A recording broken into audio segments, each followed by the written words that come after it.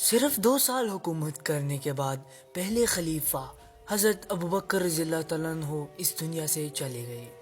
لیکن وفات سے پہلے انہوں نے کلیئرلی سب کو بتا دیا تھا کہ ان کے بعد مسلمانوں کا دوسرا خلیفہ کون ہوگا، عمر بن خطاب۔ اسلام دنیا کا آج فاسٹسٹ گروئنگ ریلیجن ہے۔ آلموسٹ 2 بلین لوگ اسلام کو فالو کرتے ہیں، اور دنیا میں کوئی ایسا سیکنڈ نہیں گزرتا جس میں دنیا کی کسی کونے میں اذان نہ دی جا رہی ہو۔ اس سب میں حضرت عمر رضی اللہ تعالیٰ عنہ نے بہت بڑا رول پلے کیا، جنہوں نے صرف کچھ ہی سالوں میں مسلمانوں کی اتنی بڑی امپائر بنا ڈالی جو ان سے پہلے دنیا میں کسی کے پاس نہیں تھی۔ الیگزینڈر دی گریٹ اور ایون مصر کے فرعون کے پاس بھی نہیں۔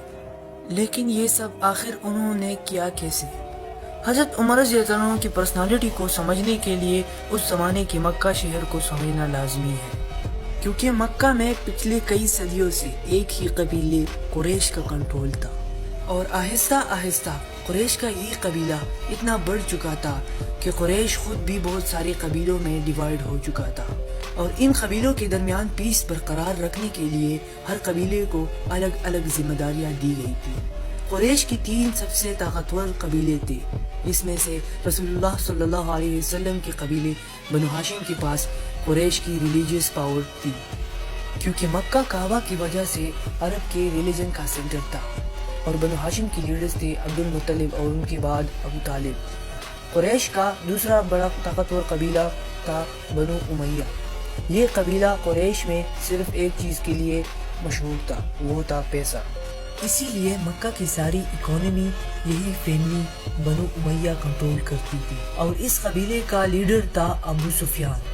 اینڈ لاسٹ قریش کا تیسرا طاقتور قبیلہ بنو مخزم تھا، جو کہ مکہ میں وارریئرز کی فیملی تھی، اسی لیے مکہ میں ہر وار جنگ کی پلاننگ یہی فیملی کیا کرتی تھی، اور مکہ میں سب سے زیادہ ہتھیار بھی اسی فیملی کے پاس ہوتے تھے، اور بنو مخزم کا لیڈر سب سے پاورفل لیڈرز میں سے ہوتا تھا، جن میں سے ایک کو ابو جہل کے نام سے جانا جاتا ہے۔ لیکن حضرت عمر بن خطاب کا تعلق ان میں سے ایک کے ساتھ بھی نہیں تھا، ان کا تعلق قریش کے ایک دوسرے قبیلے بنو عدی سے تھا، جو قریش کے ایمبیسڈرز کا قبیلہ تھا، مطلب قریش کا ترجمان، سپوکس پرسن زیادہ تر اسی قبیلے سے ہوتا تھا۔